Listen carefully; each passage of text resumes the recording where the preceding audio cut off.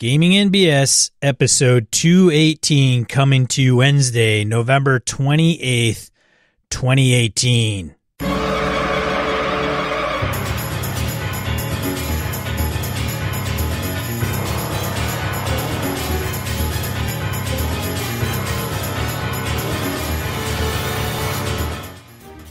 Welcome to Gaming NBS, a tabletop RPG podcast. I'm Sean. And I'm Brett. Welcome to the show. Welcome back, Forks. Yes, the forks and the spoons, knives, all of you. Silverwares in, flatware. Flatware for everybody. Flatware for everybody. Look under your chair. Flatware for you. Will you? What? Anyway, fuck it. Glad you're here. And this is what happens when I spend 11 days in the woods. I come back. I fumble with my mic. I don't know what the fuck is going on. I don't know what people are anymore. It's crazy. Yes, so welcome knives and spoons and as well. Correct. And ladles. And ladles even. Oh, good Lord. How have you been, Sean? I have been fantastic, Brett. How are you? You, Mr. Woodsman? Yeah, I killed a deer. That was good. Had some good hunting in. Had a great Thanksgiving with the family. How about you? It was low-key, but just the way I like it. Didn't have to travel too far. Yeah. Didn't have to go anywhere, really. Yeah, the hardest part for me, little Brett insight, my mother has, she's not yet 70, but she has early Alzheimer's. It's progressing.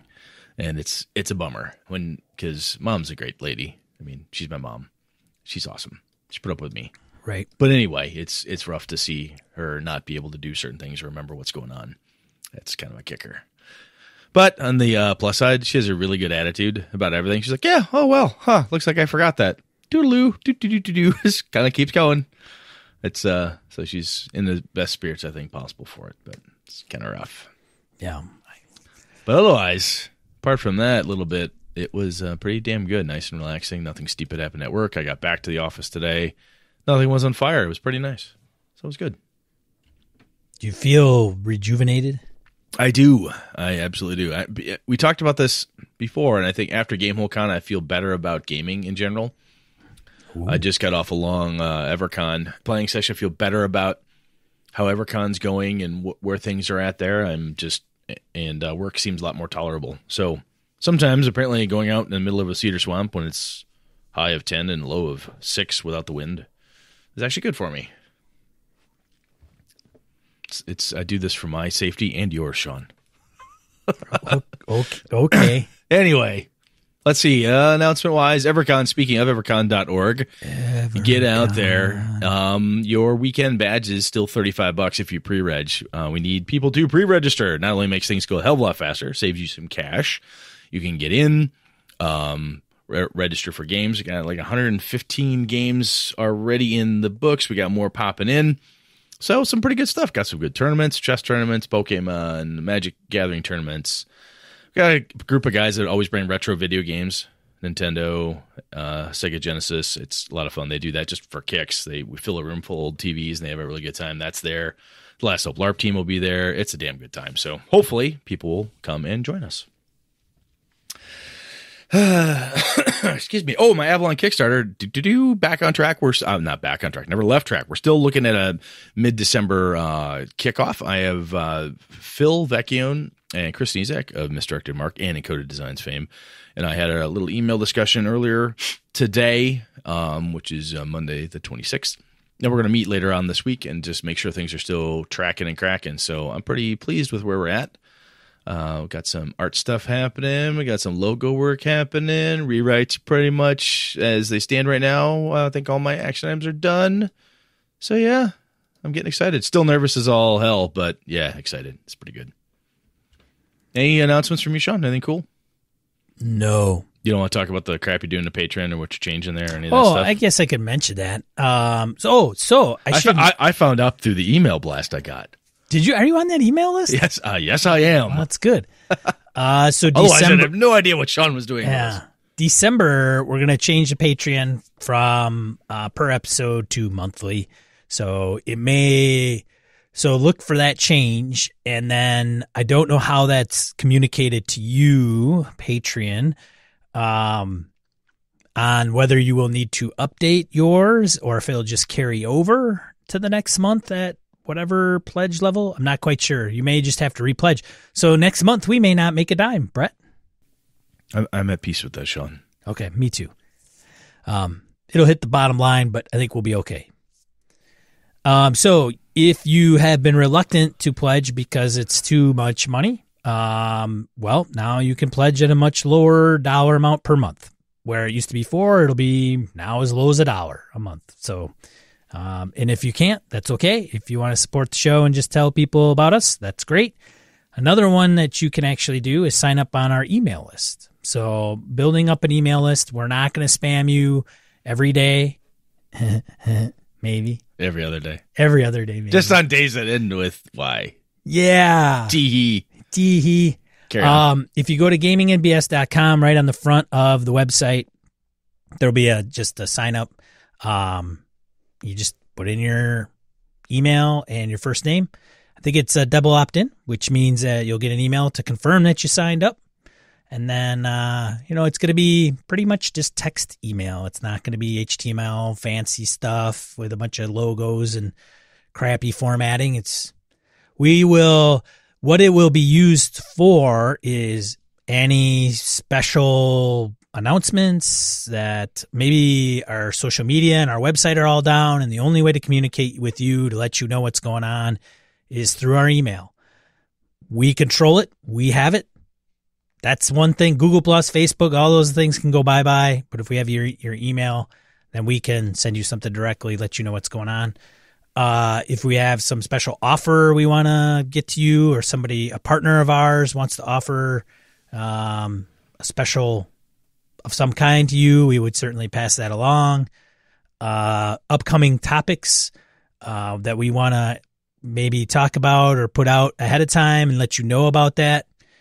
Some people aren't on Google Plus. Some people don't like Facebook. Some people don't like Twitter, and maybe they just like email. So you can always unsubscribe and resubscribe. So, you could do it twice in the same day. We don't care. That's right. We will not judge. Nope. So Brett might, use it to put out an update for Avalon or whatever we want to put out there. It's not going to be huge in length. It's something pretty brief and, yeah. And if you don't, so the people that are on the email list, if you don't know if you are or you're not, if you are have been a Patreon or current Patreon, I think the past ones have been gone bye-bye. But if you're a current Patreon as of this recording, you should have received an email on November 23rd. That's right.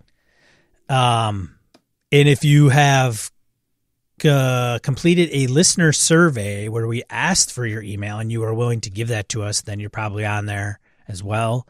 I think that's pretty much about the only places we've gotten your email from. We're in the midst of hacking LinkedIn. They had a breach, so we're going to see if we can go on the dark web and maybe pull your email that way. We'll see. Cool. All right. Yeah, that's it. All right. I think we ought to rant. This is fair warning. This is going to be a long episode, folks. We've got a lot of decent random encounter stuff here. We got the topic itself. So excitement because it's longer. Yes. Yeah. God. I'm just saying, no, what I'm telling people is buckle in, get that extra cup of coffee, get a beer, lay back, put the no disturb sign on the door. Take the long way to work. Exactly. And just enjoy the ride. That's right. Sit back, enjoy the ride. There we go. Let's rock, man. That's right. All right. Random encounter. This is the segment of the show where we field voicemails, emails, comments from social media, smoke signals, not screens. No, screens are difficult to respond to. That's right. Can't see them. Do you want to start, Brett, or shall I? No, you can. First one, Michael Drescher emails about us on episode 217, which is the prior episode to this, which covered gaming with the children's. I am one of those seminars, shop, hangout con goers, he says. I like to run Fate at cons, but I'm absolutely scared to death to run for kids. I tend to make the age group 18 plus simply to cover my ass when I curse or more adult situation like cults or getting a date with Lolth as a bar bet, an actual party created plot at least last year's GameholeCon, or anything else I haven't thought of yet comes up. Ironically, I informed the group up front why the game is 18 plus and use an X card. They informed me that, in fact, didn't curse once or get graphic. Nothing wrong with playing it safe. Nope. They gave me a PG-13 rating. The bar bet game did have the infamous problem player who got X-carded several times for getting graphic with the priestess, and he wasn't even the one who was involved in the bet, that he couldn't get a date with Lolth. He was 16, and I know that not all 16-year-olds are immature, but it has bolstered my lack of interest in running for kids. So my reasons for not running for kids is their maturity level. I don't trust myself to not curse, and not trusting myself to teach them the rules and mechanics, which may just come down to a lack of experience on my part. Great show as always. May your sword stay sharp and your wit stay sharper. Mr. Drescher. Excuse me. And, Michael, I'll tell you, man, anybody else out there, if you read that, go, yeah, I don't want to do that. It just seems like I don't. It does not make you a lesser game master, a lesser player, or anything. If you have a group of people, an age group, they're like, look, I don't want to play with this age group at a con, especially. In your home group, you can say, look, I don't want to play with the kids. I'm just playing with the adults. Hey, can I bring my 8-year-old to play? No, it's just for us and your wife. I really don't want all the kids there. Why are we, I think age group, it's not always because I want to get vulgar or sex comes up or whatever, or drug use, whatever bizarre thing you're doing at the game or whatnot. It's just sometimes, it's a maturity level. I want to play with people who are adults. I want to play with people who are in my same age group or whatever it is. There's nothing wrong with that. It's just like, hey, if I'm going to a con, I really don't want to run for kids. Totally fine. It doesn't make you a weak person or a weak game master or anything like that. And I would rather have you say, you know what? I'm uncomfortable running for younger people.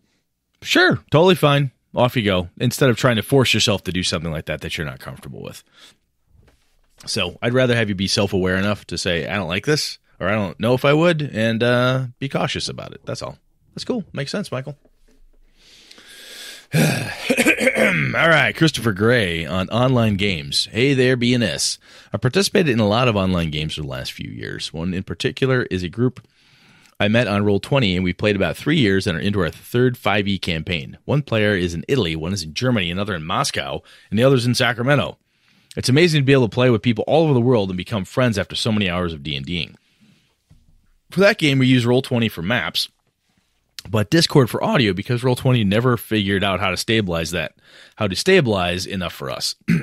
Having run an audio-only group for years, I can tell you that is a different experience than with the visuals or in person, but isn't any less of an experience.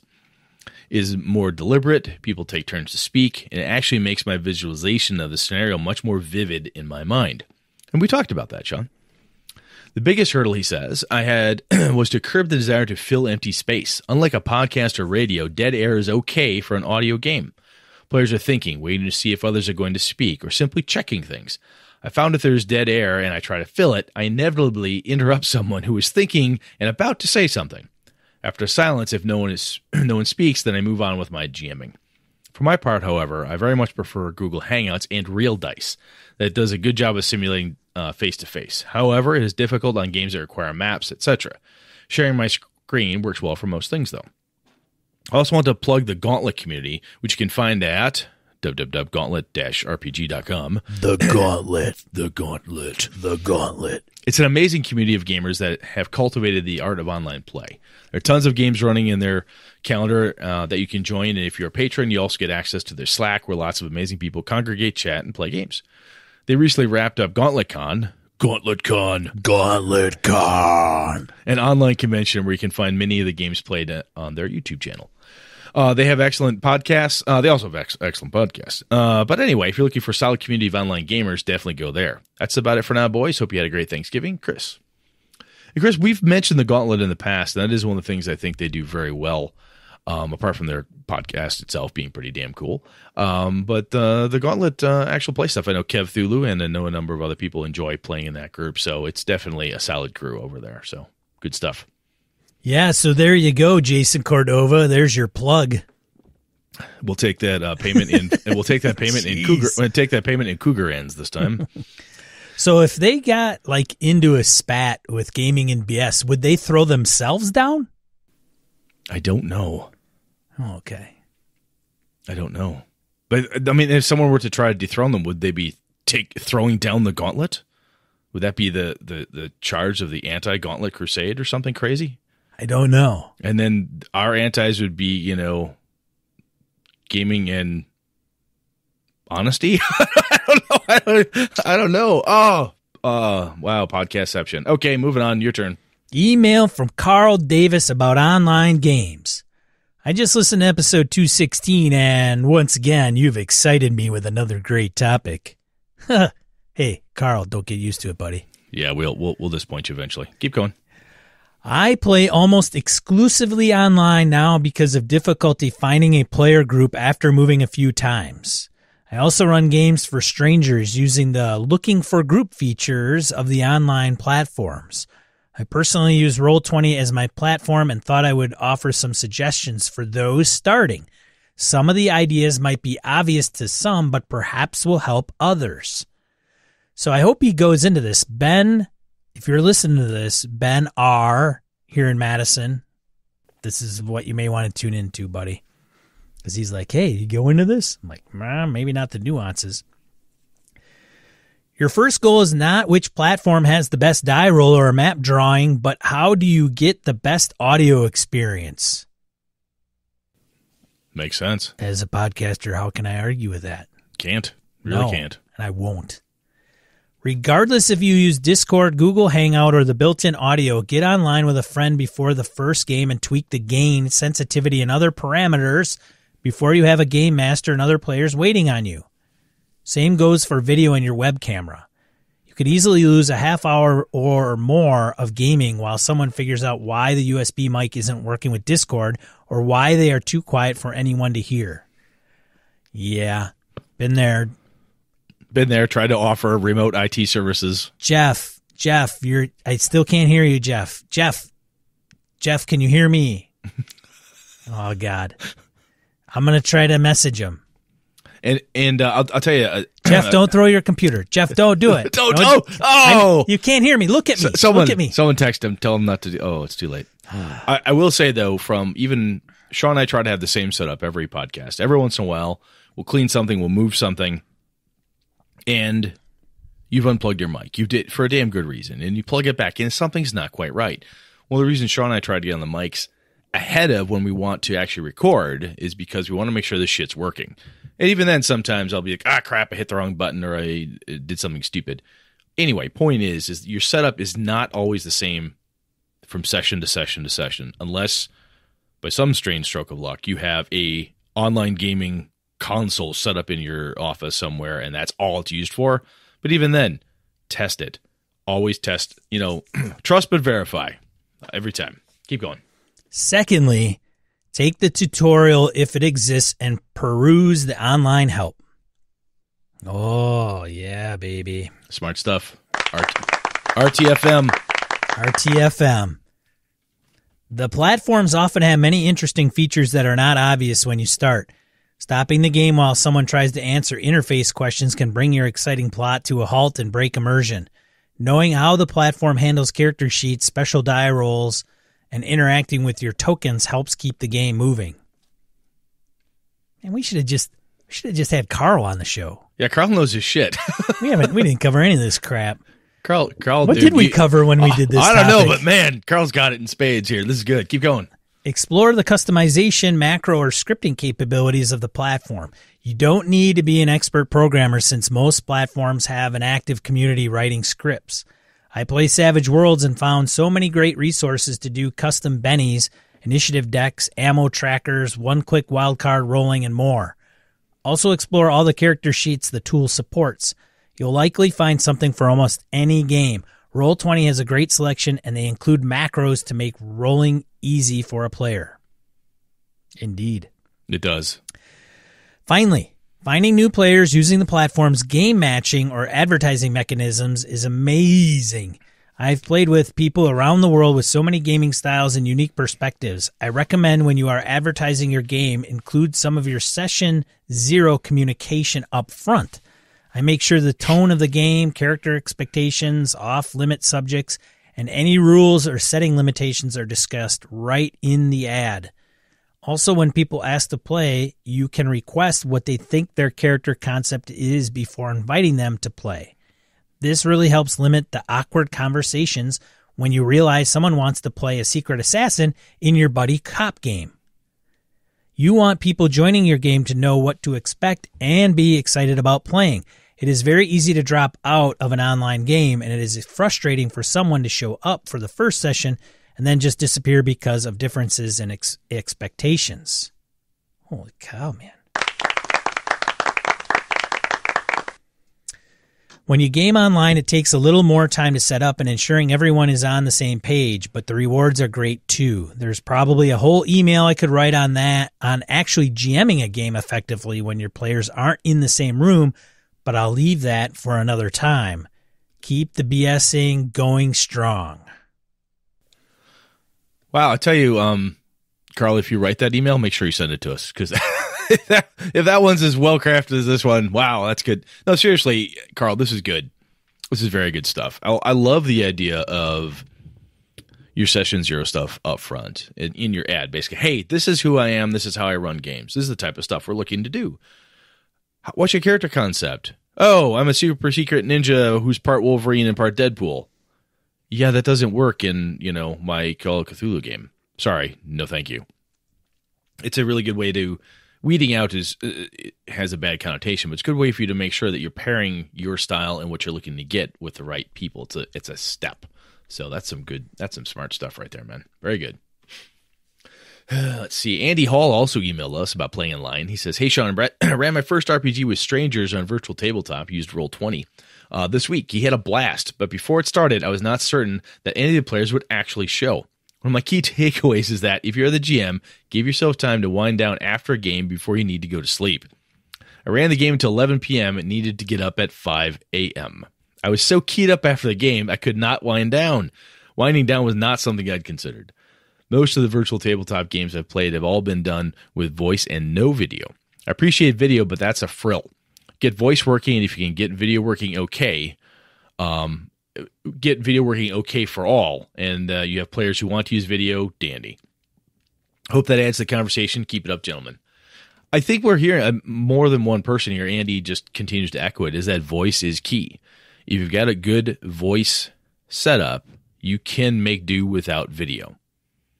If you've got good voice and you work on the etiquette, and it just seems repeatedly that this is that's the way to go. Even cool. YouTube sucks if there's not good audio. Oh, fuck yeah. I've seen those. I've seen them YouTube videos where the kids are out there doing things and the sound sucks. Yeah, it's terrible.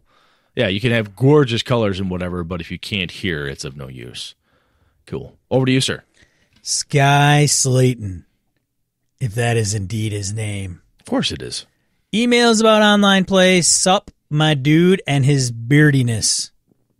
It's been a minute since I sent you my inane ramblings, but here we are again. Loving the show still and looking forward to Streets of Avalon. Sweet. You covered a lot of good points in the episode, but I want to give a different point of view on one thing in particular. The need for video chat. You don't. Again. Should just run a poll. I don't know if we'd even need to. I run a game for 5 friends all over the U.S. We use Discord for audio and Roll20 for everything else. I run mostly Theater of the Mind, no video. Well, how do you... Well, okay, so you don't use Video Sky for the players. So you use Roll20 just for maps and probably other crap. Initiative roll or whatever. Yeah. Character sheets, right? All right, just want to make the differentiation because somebody's going to listen to that and go, wait a minute, he's using Roll20, then why is he using Roll20 if he's not using video? You can turn the video and that stuff off on Roll20. When I game with Sneezak and the Wednesday evening folks, we use Google Hangouts for our video, and we only use Roll20 for the mechanical components, right? Sharing maps and so on and so forth. So pretty much just like Sky does. Cool.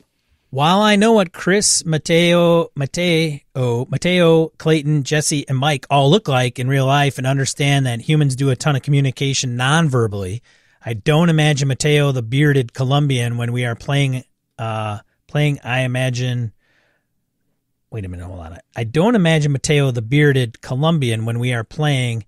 I imagine Vorlarian Taldanari, the kind of stuck-up, smooth-faced, and long-haired elven druid. When Mike, who's 6'3", when Mike's who's 6'3", I see the young angsty Marin, the half-elf, who looks like he should be part of the emo crowd. Oh, so that kind of a. I'm using all the verbal so that you don't look at me and say, hey, this is what Brett looks like trying to play this person. You hear all the verbal stuff. You don't have the perhaps jarring interface of my ugly mug versus the lovely elven lord I'm trying to play. Yeah. Okay. You know, it's funny. I don't know if Sky knows this, but Sky, he tripped up on my secret. That's how I podcast with Brett. I come up with an alter ego, and that's it. Like, that's how I picture Brett during the show. It helps. So, as he continues, so don't try too hard to replicate the experience of being there in person. Voice pairs so well with online play. I commissioned portraits of all my players. I'll include a link to the artist at the end. And I honestly see Bayor and Vantis Cosantori when Chris and Clayton are speaking. You look at the token or portrait and imagine the character. Yep. On the GM side, you can easily differentiate NPCs with just slight vocal modifications using higher, lower, faster, slower. Finally, and this isn't specific to using only voice, you can record the whole session, which you talked about, but I think that since Brett is a much more improvisational GM, he didn't quite talk it out to the best point. You don't have to take notes at the table. I just rattle shit off and take the notes down later in the week. I constantly have the players define things, and I never need to worry about not remembering it or taking bad notes. I put all my recordings on my G Drive and link it to my Discord server so the players can listen too. Having a recording is also great if you don't play every week. You can listen to it the day before and be right back there. I'm sure there will be a bevy of platform suggestions. I use Roll20 and like it. It does what I need. Well, their voice and video implementation is not very good, so I use Discord. God, that's like an ongoing theme with Roll20. Yeah. Hello, Roll20. Feedback from people. I also use Discord for all our chat. They can plan or RP between sessions, and we can all just read it later if nobody remembers quite right. Finally, as to where to move the community, I would ask you think about Discord server as well. Real-time chat is a different beast than a post and comment style community. You could put it behind the Patreon wall if you wanted to keep some sorting system in. Anyway, thanks for what you all do. So, P.S. Here is the currently used for character portraits, which we will put in the show notes, which I hope to remember. Discord server, going backwards. Discord server, I don't know much about Discord. I think I've set up an account.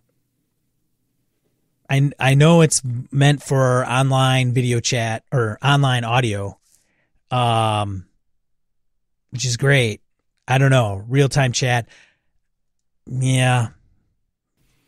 It's interesting because when you're trying to have a community of any kind, you're trying to pick, it's much like what we're talking about here. What platform do you want? What's working for you? And in this case, Sean and I, if we're going to have a community that serves, a platform or a tool set that serves the gaming NBS community, we're going to not have to. What we want to do is to try to pick the one that serves the bulk of the people, the easiest way, the best way, and whatever. And I'm certain Facebook, MeWe, whatever, at some point somebody's like, I hate that. So I only like this, I only like that. I know people that follow us and have no connection on our Facebook or G Plus accounts or anywhere else. They only follow us on Twitter. And other people who could give a fuck about Twitter and only follow us on Facebook or only follow us other places. So one of the things that's kind of, I'm with you, Sean. I don't know enough about Discord either, but I think one of the things that's a challenge for any kind of online community is for the owners or the curators of that community to try to reach out to as many of the listeners and friends and the cool people that we know and have met through the show through all the different mediums. It's really difficult. So you try your damnedest to hit everything, but I'm certain we're going to miss one or two platforms that somebody out there is like, oh, this is the best platform. Why aren't you using it? Sorry, we're going to miss something. I'm positive. It's the best platform for them. Yeah. And we're trying to hit everybody or as many people as we can. It's tricky. It is absolutely tricky. But I think looking into Discord makes sense just to get a better understanding of it. There is one thing that I had contemplated recently. So with the time of year, I'm on a few email lists about Black Friday deals and Cyber Monday deals and all this. And some of the lists that I'm on are actual web and podcasting based. And one of the things that you can do would be I could get a membership component to our website. The addition to WordPress, which is what our website runs on, not a big secret. In order to do it probably the correct way and the best way is to actually pay for that piece. And it's usually on an annual basis or monthly basis. So it's not free. Yes, we could do it free. I'm using like a BuddyPress type of plugin, but it's really geared towards, hey, we have a membership site. And if you want to pay us money, then you get access to, members. You become a member and then you get exclusive access to this area. We do not need to make it per pay. Like we don't need to charge anybody for it, but it will cost us money to put that into play. And we can modify it. I've actually been a user of that thing. And it's something, but that's another account. And then it would only be to our site, right? It wouldn't be, well, I'm on Facebook, so I could always bop over to their page or, whatever. So it's not out of the realm of possibility, but I mean, I wouldn't want to do public forums. They're just disastrous. And they got to be bad idea. That was a bad idea when they started. They got to be moderated. And I did it for years and met some very good people through that. But again, a lot of them are, you probably, if you want to do it right, you probably got to pay for that as well, because then you're getting support and upgrade. And I don't want to get into the web stuff on this, but it's just something that recently kind of struck my mind where, maybe we just bring it to our own website. We control it. We pay for it. Well, sometimes if it's free, you get what you pay for sometimes. Right. And then there's always the risk that any platform could go away. It's possible. That's with even with like what Brett was saying, that even goes with what you're using as a virtual tabletop. Right. Absolutely. Your Discord could go bye tomorrow. And then what are you going to do? Yeah. Which is one of the reasons why I think it's worth, when you have a community like this, it's not like Sean and I have this huge community. The men and women that listen to us, you guys are freaking awesome. We have a million listeners. Well, at least a million people somewhere have been forced to listen to us because one person in the car won't turn it down. But anyway, the point is that when you're looking at your own home group, I think it's worth our time. We say, hey, Discord's working for us. Hey, Roll20 is really working. But keep your eye on the other up-and-comers. What else is out there? What are other people doing? And I think it's definitely worth it. And if other people are using Fantasy Grounds or whatever else is out there, any other ideas that our listeners have, share them. I'll be happy. Sean and I can just pop it up there saying, hey, people are also using X, Y, and Z. Because there could be a newer service out there that may trip your trigger more, or may be better suited. And that way, in case one dries up or one of them, the service starts to go completely to shit on you, you have a couple others in your pocket you could switch over to. That So anyway, that's all Brett has to say about that. I think so. Let's topic it up, man. Let's go to the main topic.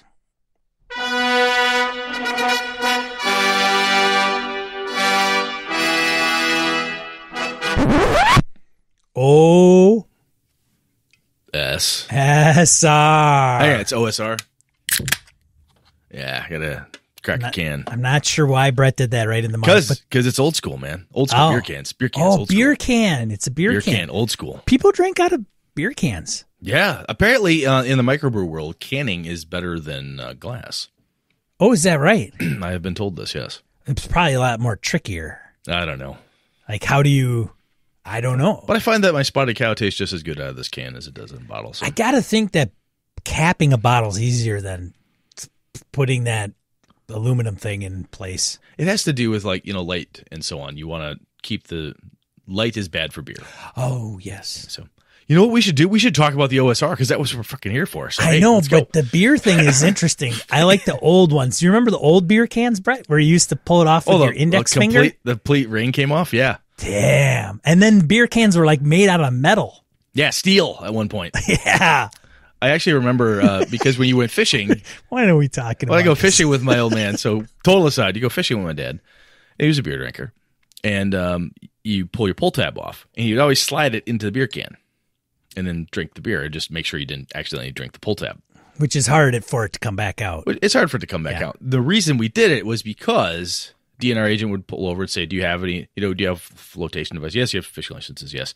And they would look to see if you had any cans. Because if you didn't have pull tabs, you could get a citation for littering. Because if you had 5 cans in the boat, and you only had 2 pull tabs, where'd the other ones go? If you cannot Did they actually ask for the pull tabs? Yes. You're serious? Yes. Oh, what a bunch of dickheads. It stops people from being dickheads and throwing crap in the water. So, well, it's just a simple matter of collect your trash, people. That's how I always looked at it. I see. Anyway, so OSR. Hey, the more you know. The more you know. Yeah, the OSR. So we put this out ahead of time because Brett was in the North Woods. I took some initiative to put behind this. So we're just going to read off some things that we hope to cover. So now there's enough crap that people hit us here. I think we could just answer them as we go. Some of these are questions more than statements. They are. Yeah, that's very correct, Brett. So, well, read the first one. Well, why don't we start? Okay. We're new at this, folks. Just hang tight. We've only been doing this for the last 40 minutes. Why don't we do this? We'll start with the OSR component, and then we'll go through the questions and see if we hit what they mentioned, and if we don't, we'll address it that way. So, Brett, what is the OSR? Let's start out with what it actually means. Old school Renaissance. Is it? That's what I hear. Are you sure? I always also see it as a bizarre acronym for house rules, as far as the eye can see. Oh. I've heard old school revival. Old school revival, yes, that as well. So basically, what I've heard. Oh, sorry, you got more? Yeah, oh yeah. I've heard old school role playing. Old school role playing, okay. Old school role playing, and thanks to Dyson Logos, I actually saw on Google Plus today. It stands for obese sedentary raccoon. I could see that. Yep. So I've seen some obese sedentary raccoons. Just saying. So Jason is a wise man. Brett, you may ask, Sean, what made you pick this topic? I was going to ask you because this is one of those ones that we've talked about before. So what makes you want to talk about it again, Sean? Did we talk about this before? We have briefly. Now, we haven't gone into it in great depth, and this has been... We're 218 episodes in on this one, so this is a long time back. Sure. Where we talked a little bit about this. So, Sean, what brought this to your attention? Because this was one of those pieces, folks, every once in a while, you probably heard me do this. Sean, what do you want to talk about next week? I don't know, Brett, what do you want to do? So when Sean hits me with a topic, says, Brett, we're talking about this. Right. I'm like, hold the phone, buckle in. Sean's got a reason for this because he does not force topics at me willy-nilly. So, Sean, what drove you to this point? There's a couple things. Okay. Few things, maybe, depending on how long-winded I get. One, I think it is a component of the role-playing world where some people have probably heard of it and had a good interaction or maybe not so good interaction. And they may not know what it actually is. So good interaction with the people or the games themselves? The people who... So that's, you know what I'm saying? Right. Well, that's good point. So I don't run into too many people that run into what is the OSR and complain about the game. I can't remember somebody going, you know what? I played this OSR game and it was dumb. Now, it may not be their jam, and they decide that it's not for them or their play style. But I have heard of people running into people that affiliate themselves with the OSR and not had a good experience. So when you talk about not good experiences, I think I agree. I'm agreeing with you here because I too, when I run into somebody who has something negative to say about the OSR, the negativity comes down to the people who are associating themselves, and usually very strongly associating themselves, and kind of a I'm taking a stance type of folks, as opposed to somebody who says, yeah, I've played BX, I've played BECME, I tried Traveler. It was a really damn good game. Hell, I played Middle Earth Role Playing. You know, wow, that was crazy complicated. I can't believe people used to play that all the time. Had a good time though, not my cup of tea. Moving on. So definitely, I would agree with you. Carry on. Okay. Now, so continuing from that, I wanted to cover it so that if somebody had a less than great experience with some folks that align themselves closely with the OSR, I want to kind of talk about the OSR and what it is to separate them from players that may not be a positive influence in gaming, period. Okay? I had, back in the day when I played Vampire heavily for 15 plus years, there was White Wolf games, whether they're good, bad, or indifferent. I would run into people, oh, you're one of those gamers. Oh. Because there were people who viewed people who played White Wolf games as a certain type of person. They did not want to associate with the game because of the people that were so strongly associated with it.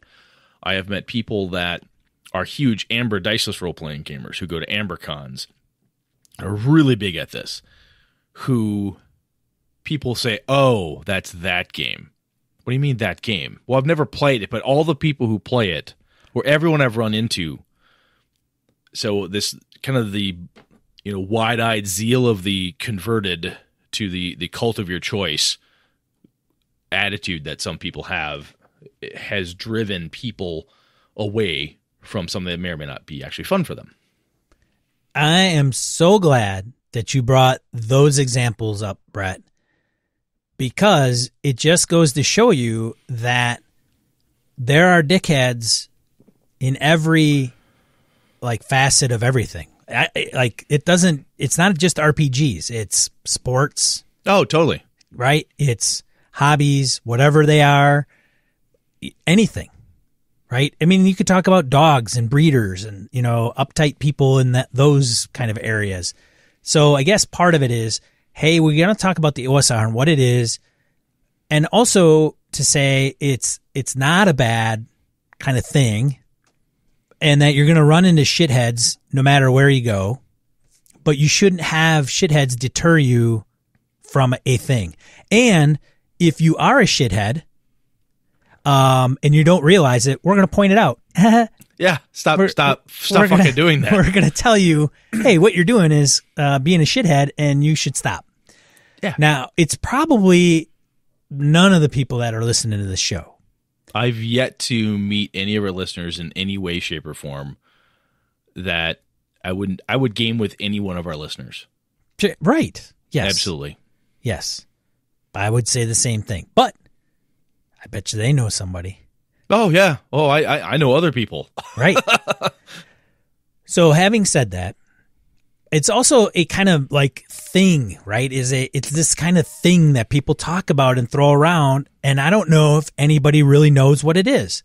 Like Brett, if I said, dude, OSR, man, and I said, well, I asked you earlier what it stood for, you're like, hey. It's obviously Old School Renaissance. You're like, hang on. And you threw a couple other acronyms at me. I'm like, oh, interesting. But so what else do you know about it, Brett? So, I mean, as a quick aside, you look at Hobbs and Friends of the OSR. Hobbs is talking. He's mad because he's not on the show and we're talking about the OSR. Of course he is. And I told him, I said, hey, man, you dropped OSR.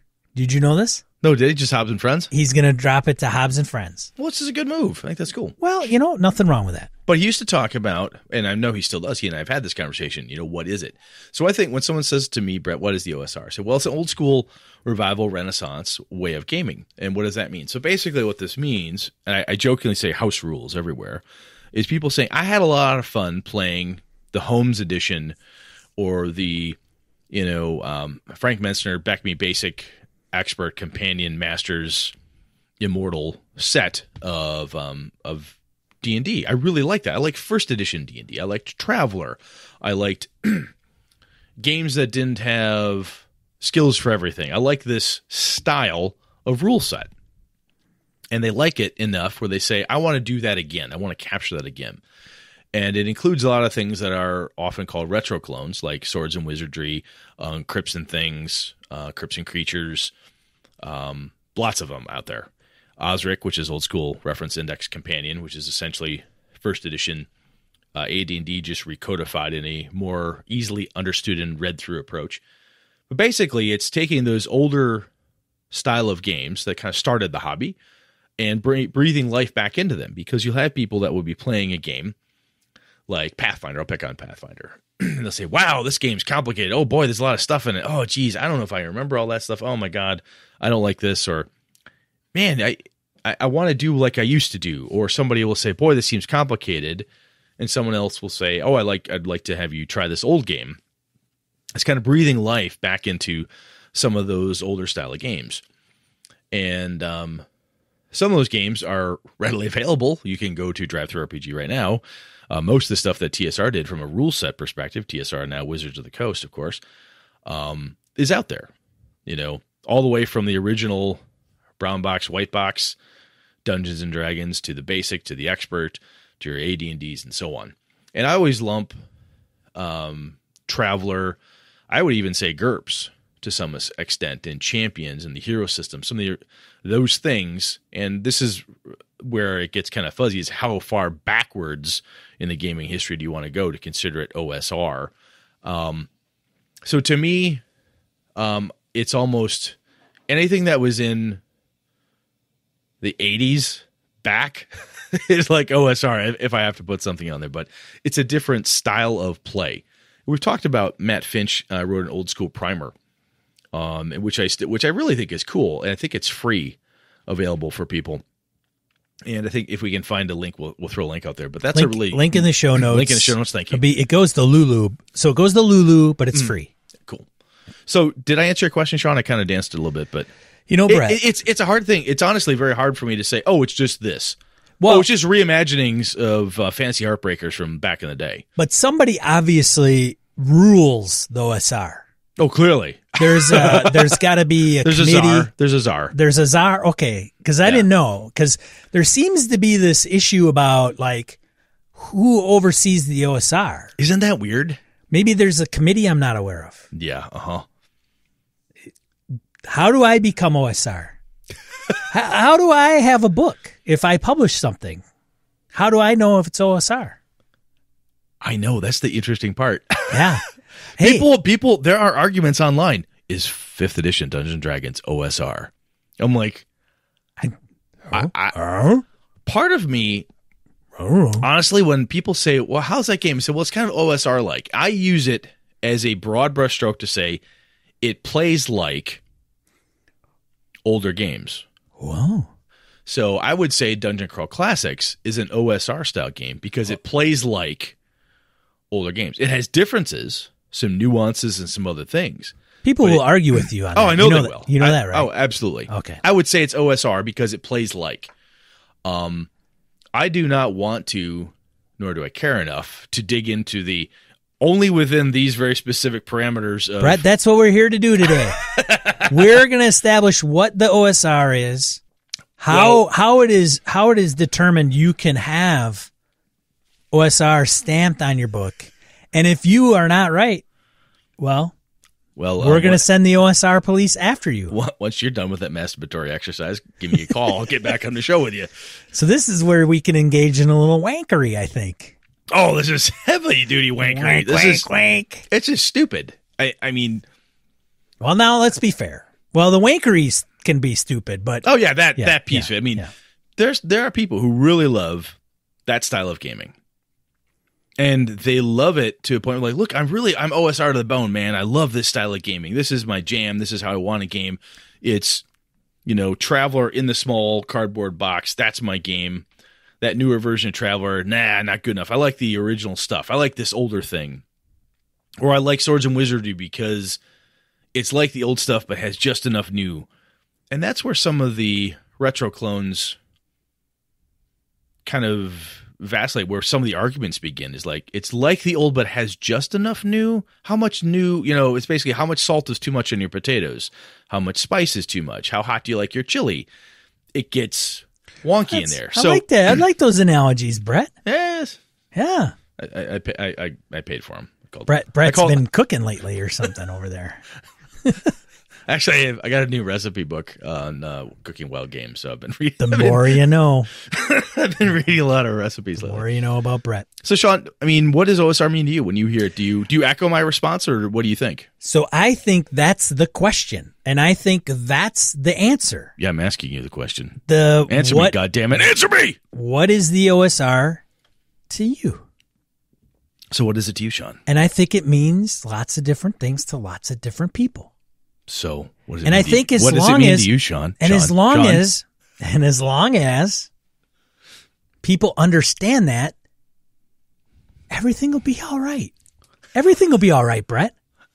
Everything will be okay. Hey, trust us. As long as we could just learn to understand that when Sean says second edition AD&D is OSR, that you don't have to tar and feather him. So I will answer Brett's question. And I think that it has a few components. And Brett was starting to reference Matt Finch's Old School Primer, which we'll have a link in the show notes. You can download it. I think it's a relatively quick read. And I'm still waiting for Matt to come on Hobbs and Friends to talk about the Old School Primer. He hasn't done it yet. So, hey, Hobbs. Dude, get on that, man. I mean, I know you've been on his show. Ruling's not rules. Okay? So this is taken straight out verbatim, and I have to agree with Matt because it really sums it up in a nutshell pretty quick, effectively, in my view of what the OSR is. The referee, in turn, uses common sense to decide what happens or rolls a die if he or she thinks there's some random element involved, and then the game moves on. Okay? So that's a big one. Player skill, not character abilities. That's a big one that we've talked about this a bit in your Tomb of Annihilation game and other things, where it was you as the player knowing that that's a troll and I should use my torch was a sign of, hey, that gal, she's been playing D&D for a while. I'm glad she's on our team. Right? Right. That's how you looked at it. Like, oh, thank God he knows what a mind flayer is. Otherwise we'd all be fucking toast. Oh, she's obviously played that thief before. She brought a 10-foot pole. That's big. You don't have a spot check to let you notice hidden traps and levers. You don't have a bluff check to let you automatically fool a suspicious city guardsman, and you don't have a sense motive check to tell you when someone's lying to your character. Mm-hmm. You have to tell the referee where you're looking for traps and what buttons you're pushing. You have to tell the referee whatever telltale you're trying to get the city guardsman to believe. You, player, through your character, conveys what you're doing, and then the game master decides. Based on how well you do it, maybe there's a die roll, maybe not.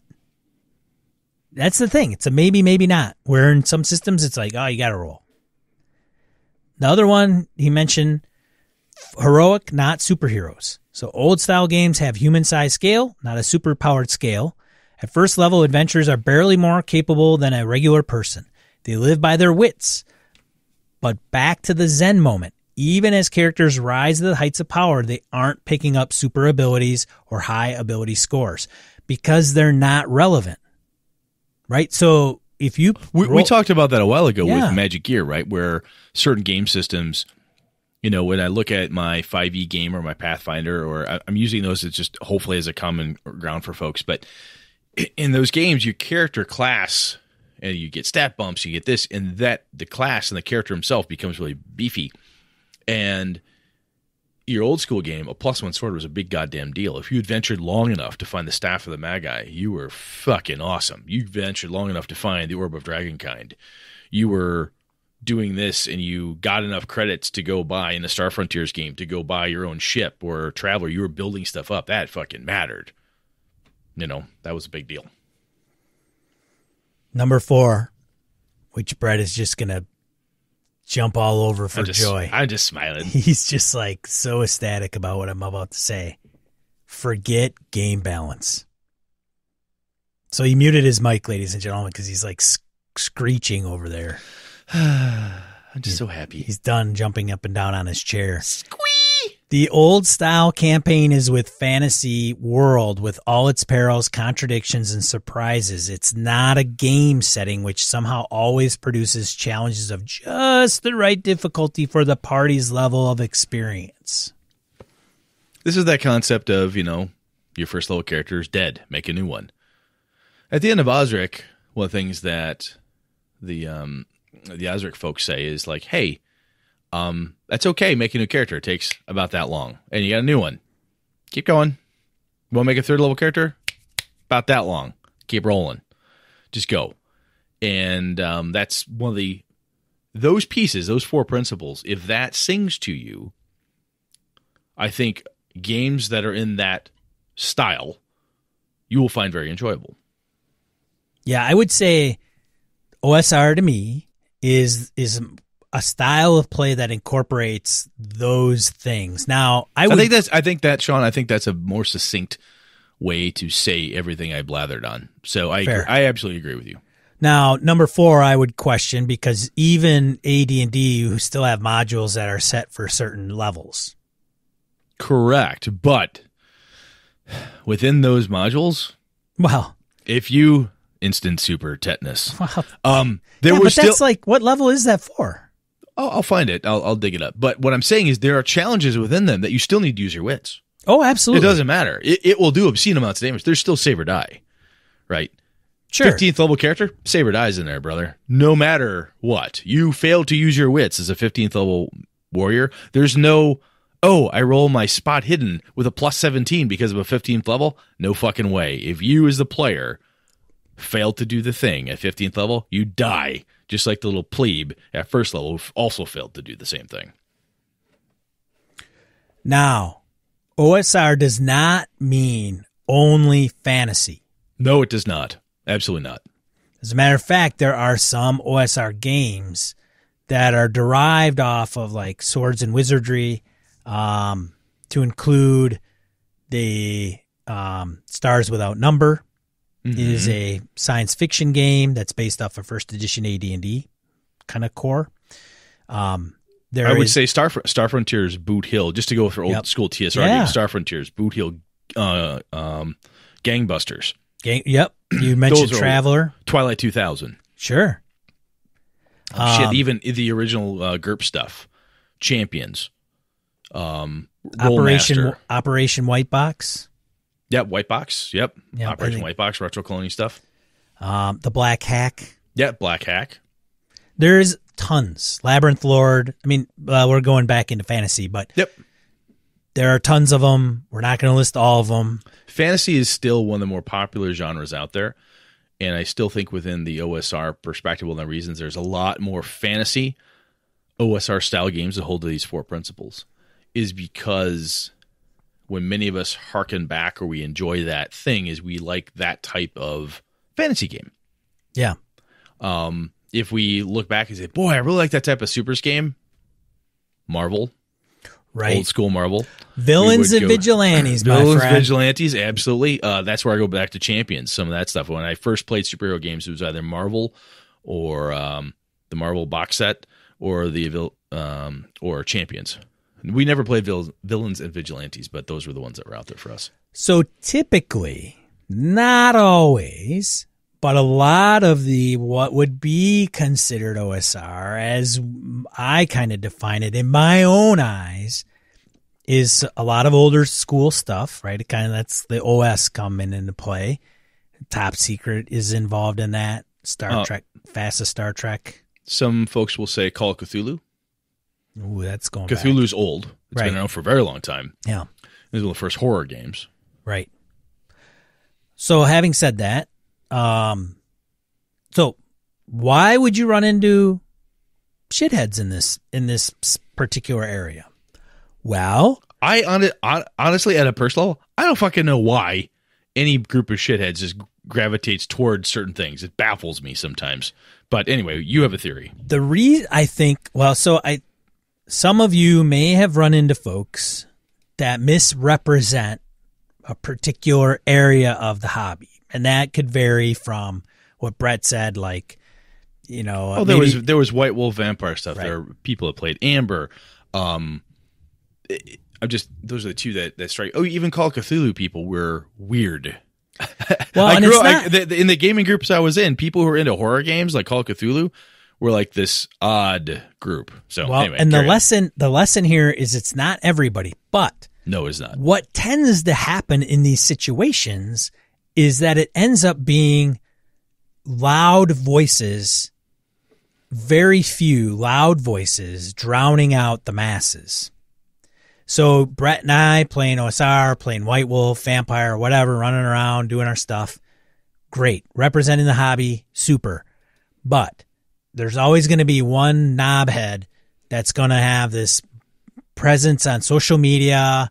They are going to take it upon themselves that they are the representative of whatever it is, and then they're going to rub somebody the wrong way. And typically they will tout themselves as some type of gatekeeper. They don't say that, but they're like, they're judging whether phrasing- somebody's worthy. Yeah, the phrasing in the approach is of that's not OSR, and let me tell you why. Or this person isn't. These are folks that will have a posting that say things like, are Brett and Sean OSR? Right. Right. What? Is this an OSR podcast? Yeah, because I only listen to OSR podcasts, so I want to know, is it really OSR? And they will put posts out there like that. Right. I only like to listen to OSR stuff. Is Gaming BS OSR enough for me? That will be the post. That'll be the post. And yeah. I'm paraphrasing, but I've seen those types of posts, and I read that, I'm like, I'm not fucking responding. What a bunch of crap. And you look at it, people will respond like crazy. Well, it kind of sort of depends how you, and they go back and forth. Depends on back which and forth. episode you listen to. Yeah. Which I is think true, probably, honestly. Some of the, but again, I'm gonna use wank, wank. I'm going to use a phrase in that spirit, wankery, that my buddies and I have used over the years, is that some folks suffer from little dick, big keyboard, Oh, where safe behind the keyboard, like Yeah. many keyboard warriors, warrior. will be more than happy to tell you why you're wrong. I look at one of my favorite things that Matt Colville did was the map is not the territory. I'll put a link in the show notes. If you watch that video, he talks about this is not Dungeons and Dragons. This is. It's I think, encapsulates a lot of my feelings. And one of the pieces about it, he says, is that in an online community, people will ask these weird fiddly questions. I'm paraphrasing. About how a game should run, or what's right, or is this enough, or is this good enough? And usually the people who are busy telling you how to run your game, or how to identify things, or how to do things the right way, or the OSR way for this point, usually don't have their own game to run. Matt says things like, well, they may not have anyone around them who wants to run with them. Maybe they're not surrounded by pro nerds, or nobody wants to run with them. But there's people who are oftentimes spending a lot of time very busily telling you what or how to do it. I think one of the things that Sean and I wanted to do when we did the show is not to come across as, I know more than you stupid listener, do what I fucking tell you, because that's not who we are, and that's not how we approach this. And I think for those of you out there who are running games, you take the time to run, as the men and women who've taken the time to run into us and bump into us at cons, we'll see some people, hey, I'm at this con, and I'm like, hey, cool, great to see you. How you doing? I'm busy, got to go to a game. Rather shows up. I get to talk to him about that long because the dude's running games. He does not have time during the con or regular during the week to argue the nuances of whether or not, Lost Minds of Sojikanth, or how is it actually supposed to be? He's not going to argue about this. That's for beer time. Exactly. That's for beer time with a close group of intimate friends where we could tell each other You're that fucking wrong. Brett is freaking crazy for not considering game balance and that. But the short version is, if anybody, quite frankly, and I try to live this more and more as the older I get, is this, anybody online is going to tell you what is OSR 100% and never take your input in. If it smells like a gatekeeper, back the fuck away, because that person, that man, that woman, that whomever, don't give them any time. Frankly, that's just a little piece of advice from Uncle Brett. Don't waste your time with them. Because that person, you're busy. You have your own game to run, your own shows to listen to, your own podcast to make, your own stuff to do. You're trying to create. You're looking for positive things to help you really enjoy the hobby. And GameholeCon was that revitalizing thing for me, as I said earlier this episode and a couple episodes ago. And keep the things that are making you happy in your space. Don't get sucked down that rabbit hole. I'm sorry, I totally went off on a tangent there, but... Now, that shit annoys the crap out of me. It does sound a little hypocritical when we get on these stupid mics and we start saying, hey, this is kind of the deal or that's the deal. But keep in mind, we try to say, this is our thought, our opinion, right? Or here's how you might be able to do something a little different, better, worse, whatever, or something to be aware of. So we are not here to preach and say and be gatekeepers. That's, I think, the key. It is. You listen to like Chris Steele and Tabletop Game Talk. He and Kitty and when his wonderful wife sitting here on there, whatever, and they're talking about board games and stuff. They're not telling you what a really good board game is. They're just giving you opinions and stuff like that. They're not telling you that you're doing it wrong or that there's only one way to do it. You know, that's that type of approach. Well, board games are a different beast. But, okay, so we kind of beat that dead horse, like, badly.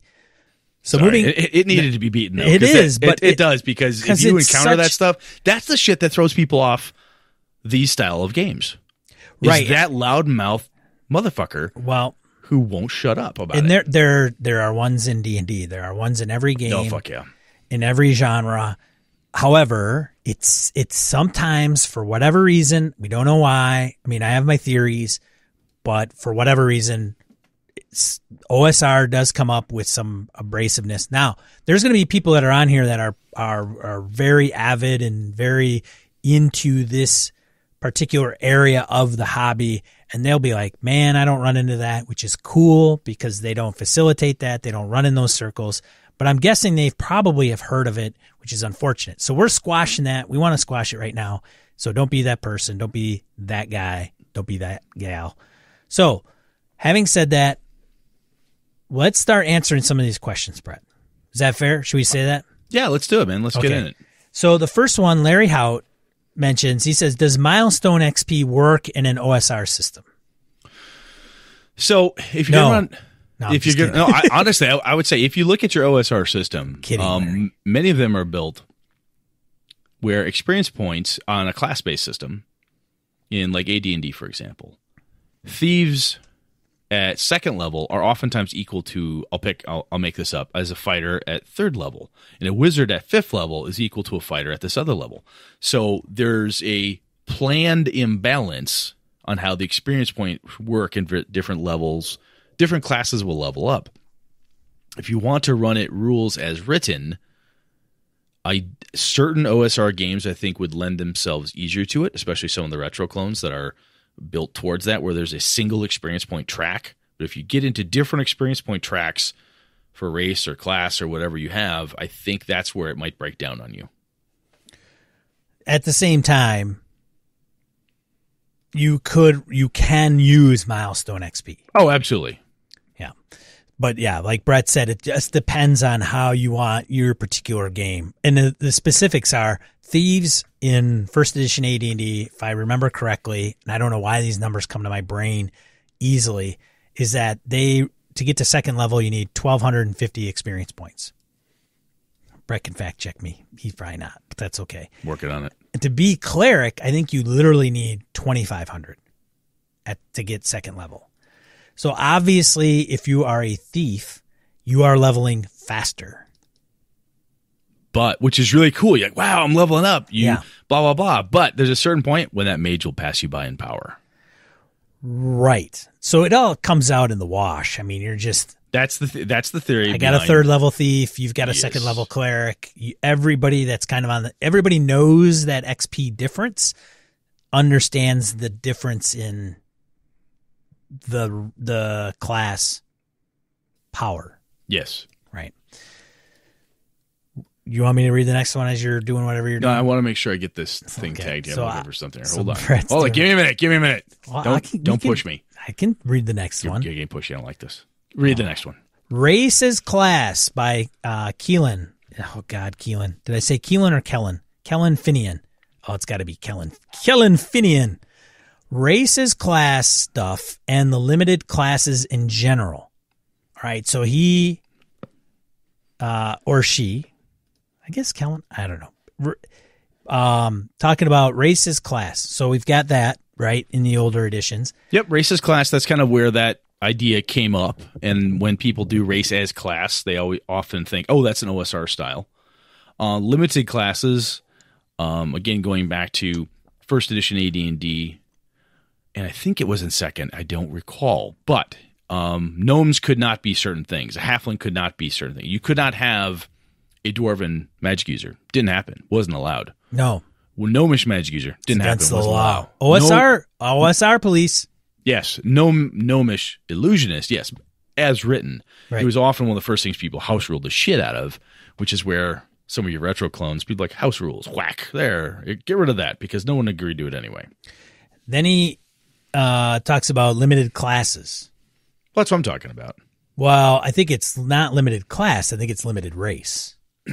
Right? So elves could only go up to X level. That too. Yeah, edition, certain things you AD&D. could only, a dwarf could be like 10th level fighter and that was it. Right. Or whatever. I mean. Yeah. So, and then he also is DCC OSR. I say yes. Some will argue, splitting hairs. Does it? Let me ask you this. Does it matter? No. The only way it matters to me is when someone says, oh, DCC, Dungeon Crawl Classics, is that like Dungeons and Dragons?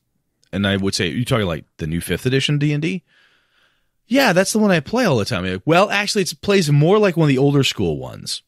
Huh? And I would use that as a reference point to say it plays more like this. It has some of the newer components to it, but it's more like a mishmash of, I would say, 3rd edition plus blah, blah, blah. So it becomes a reference point again, like, hey, is this like Dungeons and Dragons? Yes, but is it like an OSR game? Yes, and this is how I reference it. And then Kellen goes on to say, or is it the next step in something better? I don't know. Better. I don't know if I would better? go better. It's fun. It's a damn fun game. Yeah, better is that's very all subjective. Yeah, that depends on whether you like it or not. I don't know. You want to read the next one? Yeah, Michael Drescher. Which do you consider more bloated, OSR or modern RPGs? And he tries to define it a little bit better by saying, as in, which is more saturated with filler RPGs? So I think he's talking about the genre. It's not the genre, but the grouping of the stuff. I think my answer is both. They're equal. Oh, there's tons of everything. We are in the golden age of RPGs. It's there. If you want to find a retro clone of Boot Hill, it's there. You want to find a retro clone of Twilight 2000, it's there. You want to find a brand new reinvention of Twilight 2000 using Fate, it's there, or you can do it. I think I don't think either one is overly saturated. I don't think saturation is weird to me because I think some of it just kind of, it falls by the wayside. Hey, this game is really popular. It's not there anymore. Chill was an RPG in the 80s and early 90s. It was a horror game by Mayfair Games that was popular in some groups, but I never knew anybody who played it. And then it came back as a Kickstarter. And, oh my God, that game! I love that game, and people went bananas over it. Same with 7C. I knew nobody who played 7C. Next thing you know, John Wick turns it around, gets the property back, makes $1 million+. Anyhow, I don't think there is. I don't see it as bloated. I would use the term not bloated nor saturated, just saying there are enough options within all. You can find something to your taste. That's how I would see it. And I think both your modern style designs, i.e. Fate or a story game or probably Apocalypse, to pick on those, there's a shit ton of all of it. There just is. There's a ton. What lasts in the next 10 years to 15 years? Test of time. We'll see where the fans are. Blake Ryan says, 1. By OSR, are you including COC and Traveler or just pre-Back Me D&D? I include COC and Traveler. I would too. 2. Would you recommend playing or running OSR before or after 5e? Why? I think because of one of the things that, for me anyway, 5th edition D&D has a tighter, and when I say that, this is, again, slightly subjective terminology, I think a tighter rule set insofar as I don't have a lot of this feat plus that feat plus this bonus stacking. If you were to play an OSR style game before 5th edition, it would be interesting, or even to play it afterwards would be equally interesting, because if you've never played either one before, let me say it this way. If you've never played either one before, I would start with 5th, because if you've never played before and you're going to run it for people, it has a more prescriptive list of things you can try. It has skills. One of the challenges that people have, at least that I've encountered, a game without a skill set, we've talked about this before, in a game without a skill list of any kind, is what can I do? What do you want to do? It's so open-ended that can be overwhelming for certain people. Again, I'm saying this not knowing who the you I'm talking to is, but if you were to play 5e, you have a pretty limited list of skills, pretty self-contained, not too crazy. It's not like a GURPS game or something just huge, or even Call of Cthulhu, which has a fairly large list of skills. You play that, and then if you play an OSR style game that has fewer skills, more towards the primer stuff that we talked about, those 4 points, I think that would be, I just think it'd be interesting. Then you'd have something to compare and contrast against versus something so heavily different.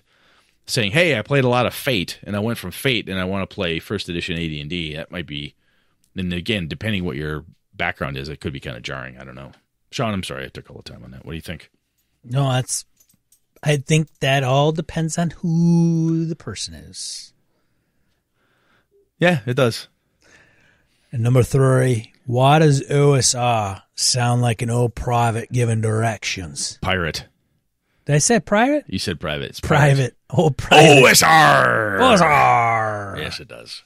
All right. I don't know. Probably because some of those OSR guys are grumpy grognards. That's why. All right. Fantasy Bot Flight. Holy cow. Will the DIY, do-it-yourself community keep it going strong, or is it about to run its course? Talking about the OSR. Has it become oversaturated? In 30 years, will it all be based on 4E instead of OD&D and BX? What? Why do I still like my Palladium system books? That is... So we already... I think we talked about the oversaturated piece. I think the do-it-yourself community is an aspect of the OSR, people who really like that style of game, because you can make your fantasy Heartbreaker. You can make this really cool house-ruled version of 1st edition or whatever the case is. Well, I think the do-it-yourself community is pretty popular. What they do is they do house rules. Yeah, it's house rules. Then they publish them. And then they publish it, yeah.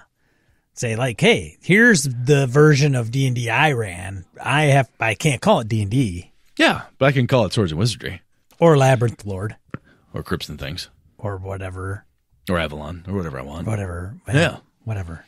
I think the interesting piece in here is in 30 years will all be based on 4E. This is a buddy of mine, Chad Knight. Chad Knight. So I'll pick on Chad. Chad, at one point, he said, I consider myself pretty old school. I mean, I started with 2nd edition. And my game group went, whoa, that's not old enough. We all joke. Right. Yeah. Because these crusty bastards go back further. Yeah. And it's at a certain point, how old is old enough, right? So old school, when does the old school become? Freaking... I'll tell you what, kids right now, if you're younger than 40, I'll tell you what, at some point in your life, you're gonna be flipping through the radio station, unless there's no radio stations. But somebody will list some music somewhere, as oldies or classic. Oh, and you'd be like, hey, I know that AC/DC tune. And somebody would be like, that's so old. And then you'll punch your child. No, I'm kidding. But you'll feel like you want to. But anyway. Brett listens to the oldies channel. I might. That's an interesting question. Oh, Palladium. That's another one. He mentions this. I'm glad he brought that up. So Palladium is another Riffs. game. Riffs. I would consider Riffs fairly OSR. Yeah, I mean, it's a lot of AD&D based stuff. Yeah, I mean, it's been out for a long time. James Carruthers, I would like to know definitively, oh boy, what distinguishes OSR from BX and or AD&D? Oh, is there a difference? I wouldn't think so. What I think is funny is BX and AD&D and the original games, be they Star Frontiers, Boot Hill, Twilight 2000, that's like the thing that's casting the shadow that are the retro clones. Right. Right. That's the giant that everyone's standing on. Right. Everyone's standing on that game's shoulders to make their thing, their house rules, whatever. I think that, to me, is what distinguishes new OSR products from that. So Sean and I have talked about this off the mics. I'm like, what kills me about certain retro clones is I'm like, I already have BX. Right. Well, it's a BX retro clone. I have BX. I have 3 copies of BX. No, you don't have this one, though. Doesn't have the same house rules. Yeah, exactly. So I'm like, yeah, I don't need those house rules. I have BX. Oh, we're about to get into that, Brett. Yeah, so it's because Brett's go. Oh, Brett loves Osric. I do. Why? The reason I like you have AD&D.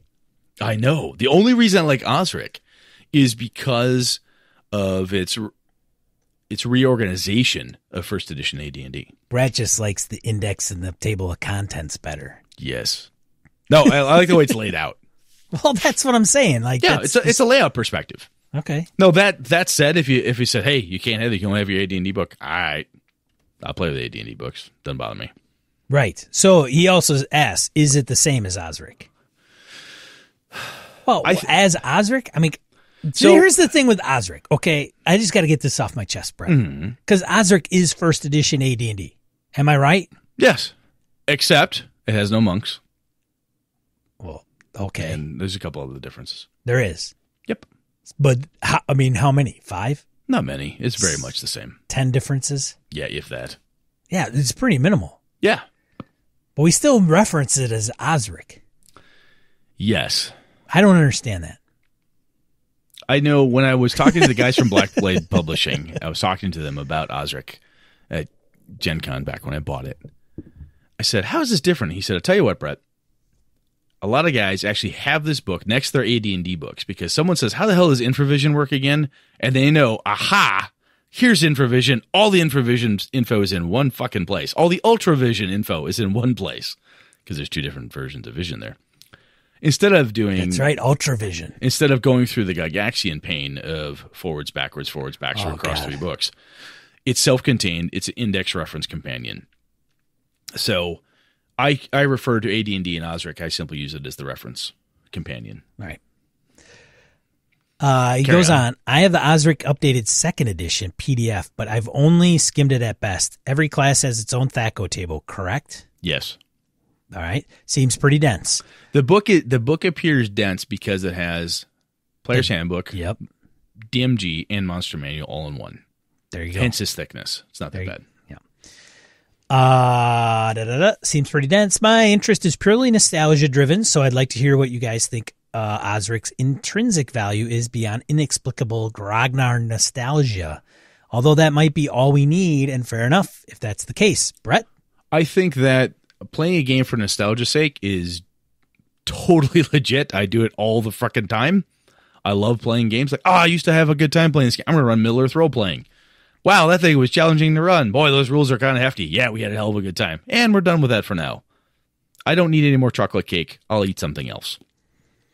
Yeah, I think if you're running AD&D and like if you're comparing AD&D to Osric, like if you want to play AD&D with your friends who've never played it before, someone who's played 5e, they've played 3rd edition, they have only played Savage Worlds, they've played something different. I want to run this, and they would like to read the rules and understand them and be able to say, I don't understand how does this class work? If they read the Osric layout, they will understand it easier than giving them the first edition AD&D Gygax written rules. More convoluted, more complicated. This is much more straightforward to read. So from that perspective and referencing how things function and so forth, it's an easier read. It would appear that you could run any of the old AD&D modules with OSR without having to convert stuff. Is that correct? Exactly. That's what I've done. I use Osric. I use my monster manuals, and any adventures I choose to steal from directly from it. Well, and even going to, converting, I guess it's relative, James, but I mean, I've heard people you take an AD&D module and you run it, and when you get to a monster stat block, you look up in 5e, you use that stat block, and now you've converted it to 5e. Yep. Like I heard it's very one for one. But if you run a first edition adventure, I can't remember. Sinister Secret of Saltmarsh. Queen of Dean Web Pits, any of them. That's not first level. It's first edition, I said. Oh, I thought you said first But if you level. run Sinister Secret of Saltmarsh or whatever any monster in there, any stat block, it works directly over. There's no reason to change it. So there you go. So when you say, are there any original modules specifically written for Osric? Yes. Is there specific modules? Oh, yeah. If you go onto the Black Blade guys, Osric, on their Lulu, they do have it. Also, Fail Squad Games, Lloyd Metcalf, who has been a guest at EverCon previously. He's out on the East Coast now. Lloyd's a great guy, and he runs Osric, and he writes games specifically for Osric. Gotcha.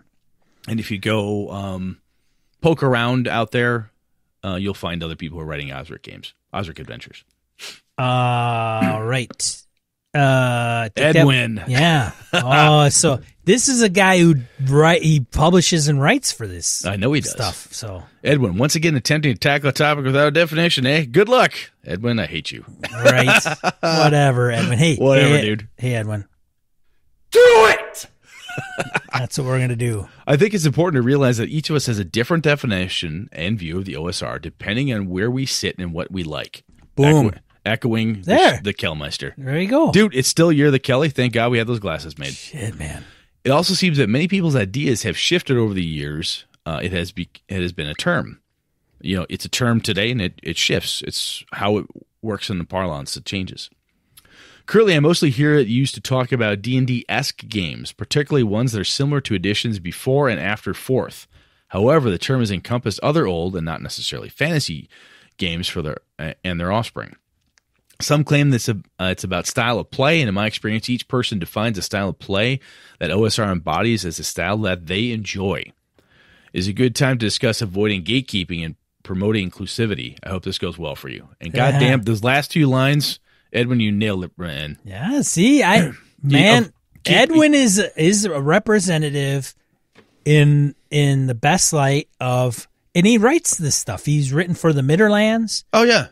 And Frog God Games. And he's not going to be standing there at the gate going, hey, man, this isn't how this shit rolls.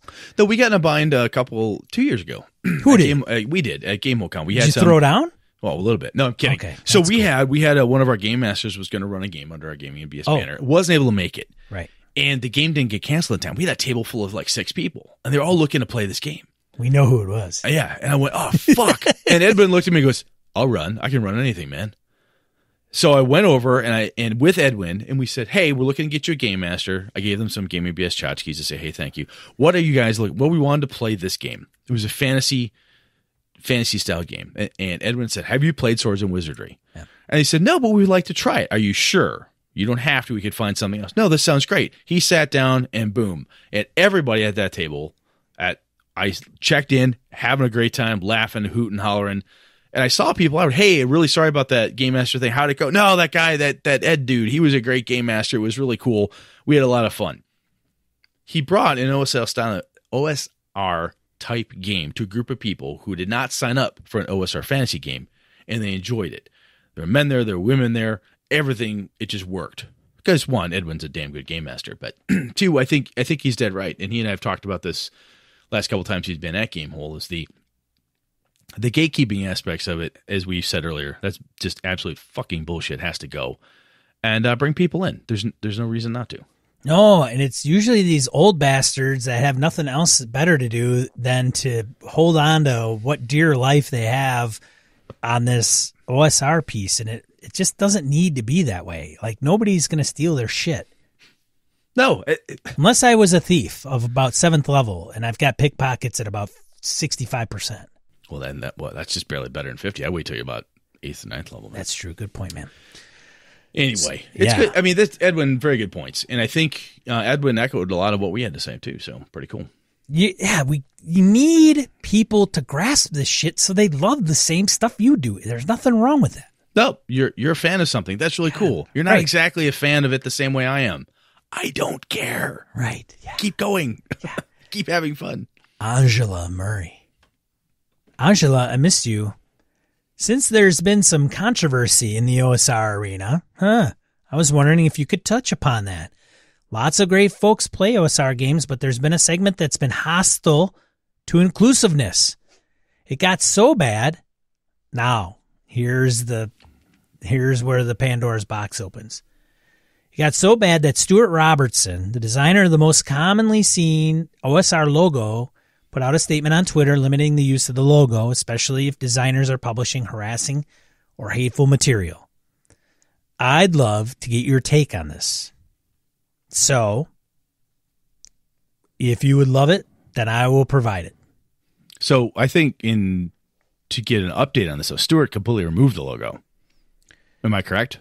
So, Stuart Robertson, if you're not familiar with the logo we're talking about, I don't know if I can use it. I think I can, in good faith. I can use it and put it in the if you remember, chapter marker. If you looked at some of the old, if you listen to us, you've ever listened to Hobbs and Friends of the OSR, right? That classic blue dungeon look, right? It's the OSR cascading, yes, with a grid in it, and it represents the old. It is a take off the old TSR logo, but blue because the old maps used to be blue. And then he puts a couple doors in there. Yep. In the grid. So Stuart's like, hey, I released it on Creative Commons Attribution 3.0, unported license, which meant anyone was free to use the logo on their work as long as they mentioned him in the credits or got his permission to publish without his name. And the logos appeared on hundreds of products and blogs over the years. And I'll read this verbatim. This is from Stuart. So I'm not embellishing. This is from the horse's mouth. Lately, I've become increasingly concerned with content published alongside the OSR logo that is harassing towards members of our community, including women, LGBT plus, and ethnic/religious minorities. I strongly object to this and do not wish my artwork, and by extension myself, to be associated with hateful content of this nature. Creative Commons licenses include this provision. And he goes on, I'm not going to get into like the Canadian copyright or any of that stuff. Essentially, what he says also is this means, among other things, that you are not permitted to use the OSR logo on your website, books, or other publications if you are publishing material that would be considered hate speech under the Criminal Code of Canada. For those in other countries, Canada, where I live, and my work is published, prohibits hate speech directed towards people based on color, race, religion, ethnic origin, or sexual orientation, gender identity or expression, or mental or physical disability. So that's a wide breadth of coverage there. You are not permitted to use the OSR logo and publish hate speech or harass other members of our community. Okay. Now that's a different paragraph. Okay. So he's stating that, stipulating that, nothing wrong with that. Thanks to everyone who is using the OSR logo and publishing fun things for everyone. For the small number of people publishing abusive or offensive content, these restrictions on the use of the OSR logo means you are infringing on my copyright, and I'm requesting that you stop immediately. Okay. If someone is concerned about a particular publication that includes my logo, please let me know. Thanks, everyone. Feel free to share this message with others. So he gives us permission to share that. I did ask Stuart if he would like to be on the show, that we were going to talk about it. I think I said we were going to talk about the OSR, and if you'd be willing to come on the show to comment. And Stuart's kind of, at this point, he got a lot of flack for pulling his logo. Yes, he did. Tons of flack. A lot of flack. The flack he got was, and somebody be like, "What? I don't understand. What flack could he possibly get? It seems rather reasonable and rational to some people, including yours truly." Some looked at it as, well, who is infringing upon this? Point it out, call them out. I want to know. Well, it wasn't necessarily somebody's product per se. It was something that they said online. I'm not going to get into details about that. And I apologize for not going into details, but my take is if you want trolls to grow and get bigger, you feed them, and I don't want to feed trolls. So that's my take on that. Well, the short version of it is Stuart Robertson built a thing. Yep. It's within the license, and it's within his right to say, please don't do this. And if people are upset about that, I'm like, I don't know why you're upset. It is a free logo that he's allowed you to use for years, damn near a decade, I think. And he said, please don't do this. And if you're insistent that you have to produce stuff or be this way, if you have to not be inclusive, you have to be harassing and you have to be hateful, what the fuck are you in my hobby for? Why are you doing that? Now, there are volatile online channels about virtue signaling and yada yada, and whether he has the right to do it or not, or any of this stuff, and all the discussion that goes on. And I don't want to get into that because people are going to start trolling us and whatever. But here's the deal. So Angela broached the subject, and we want to address it. Where so some people think that free speech, there is an inherent free speech about this. Like, well, I should be entitled to say whatever I want. Yep, you can. You can also have backlash by saying whatever you want, like yelling fire in a crowded theater. Free speech does not mean freedom from repercussions or consequences of your free speech.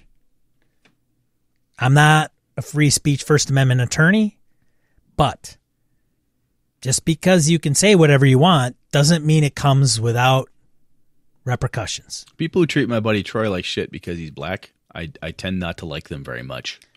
Right. That's a repercussion. I do not deal with you or hang out with you if you're that way. We don't have to put up with it. We don't have to. Right. Okay. So having said that, so Stuart, I mentioned, humbly declined, and he's kind of like, hey, I'm done putting up with this stuff. I'm going to move on. There's other logos that are coming up. Fine and dandy. One of the reasons I brought this topic up did stem from this particular kind of logo component of what was going on with Stuart and his stance, but also with so Stuart aside, right? Well, it's odd who is how does anybody determine what is OSR again? Yeah, and it's it goes right to the gatekeeping piece. Is like, well, I should have probably led with this, but I have to use this logo because this logo lets people know I'm part of this group. And it was wonderful that Stuart or anybody has a logo to say, hey, this is a style, it's a thing. This would make, if you like this type of thing, look at this. If you like horror games, I put a Cthulhu head on as a logo. Hey, it looks like this. It might be kind of in that space. But if you're like, well, I need to use that logo because the crap I want to spew, I want to make sure people know that that's OSR. That doesn't make sense to me. Why isn't it classic playing? Like classic, like compatible with classic games? Or why isn't it called classic gaming or classic? We like to group stuff. We like to name groups and put things in bunches and categorize and so forth. And I think there are people that like to in any hobby like to grab onto a thing and stake an ownership or stake a claim of some kind. And that's fine. You can do that. I think you're an ass because you staked a claim around this type of mentality. I don't agree with you in any way, shape, or form. Go enjoy that somewhere else. But I want to use this logo. The guy who owns it said you can't. Well, yeah, but I have a right to. No, you don't. You don't. please fuck off. I mean, go make your own logo then. Why do you have to use his? If you want your own thing, yeah, they can still stamp it themselves and hey, whatever. Now, somebody may be like, if I'm going to go and get a product and it doesn't have Stuart's logo on it, does it mean that there's something wrong with that product? So that is, and I think that's, without Stuart being here, I have to assume, but if I had made a logo and it's out there, yep, and I didn't want certain people to use it, and I would see some products that were really cool with my logo on it, and people are buying it, and this other product comes out, and they associate the logo with a thing, and that's the danger, right? And that's one of the reasons why a logo for a movement, a logo for an entire thing, is very difficult. Yeah. If TSR had a logo, Wizards of the Coast has a logo, Dungeons & Dragons has a logo, Magic the Gathering has a logo for their own branding. Yeah, it's usually trademarked. Yeah, but when you're taking a large thing and you're going to put that cattle brand on everything that could possibly be within this space, you're going to land that brand on some real crap and some bad influences and some people that probably are not necessarily the type of people you'd want to associate with, and it's difficult. It's difficult to do that, and I think it's kind of things have grown within the OSR space and desires for ownership and to be inclusive and to stop inclusivity and to do all this horseshit because of certain small dick big keyboard type of people. I it's unfortunate that it happened, but it's within Stuart's rights to. It's his stuff, right? Yeah, I agree. It is hard to come up with a logo for some type of. It's like saying soda, and then Pepsi uses it, and Coke uses it, and so forth. Right. And the fact that Stuart put something out that was so For Loco. Yeah, that yeah. But soda. The fact that is it? I don't know. But Stuart was able to make a thing that spoke to a lot of people across lots of different platforms. It was a really clever. It was a very good logo. Very good logo. It was really fucking awesome. It encompassed what it really. Yeah. The spirit, and it was really, really cool. And it's a shame that it came down to this, but frankly, I think it's within Stuart's rights, and I support him doing it. It makes sense. I can't see no fault in him doing what he did. So, Angela, I hope that we addressed what you brought to the table. Hope we didn't skirt the issue. No, and we've talked about this a little bit before when we talked about inclusivity a number of episodes back. Where we've talked about that, and publishing purposefully hateful, harassing stuff that's meant to hurt people or dehumanize a group of people, whatever. It's just I don't get it. It just seems the cheapest, schlockiest of crap. I just don't get it. Well, I don't think it's. I agree, Brett, and I don't think it's worth it. Like I think there is a bone. There's some people for whatever reason that's out there that they have a bone to pick, and this is political affiliation aside. Like it comes from all aspects. Like Brett and I have talked about this off the mics quite extensively. Mm-hmm. And it's even infighting. Like even no matter what side of the spectrum on, it's like it gets kooky and crazy, and we just want. And there's a lot of people that are talking about they just want a game and keep politics out of their game, and that's kind of their stance. Whatever. God, I don't know what kind of rat hole I'm going down here. No, it's goofy because I just want a game. I don't want to deal with this stuff. I appreciate that. I really do. And I think the unfortunate piece is that if I create a thing that causes a kerfuffle or a huckabuck or some kind of a Donnybrook online where people are crabby about stuff, those are all euphemisms for fight, you young kids.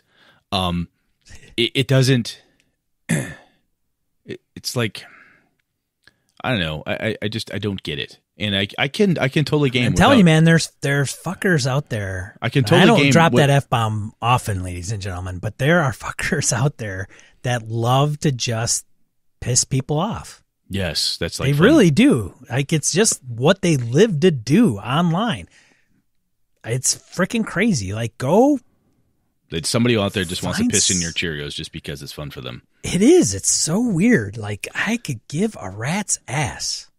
Yeah, and that's why part of the reason I said at the top of the show is like you've got to find the stuff that's positive and ignore this shit.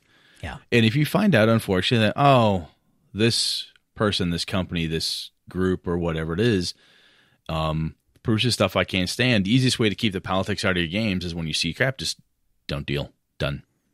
When somebody is creating a thing and you're like, oh, but this person also happens to be a complete and utter nutbag. This person is also doing horrible things with the money that they're given by making this, or the products they make, blah, blah, blah. You know, I don't know. It's not part that of you, me.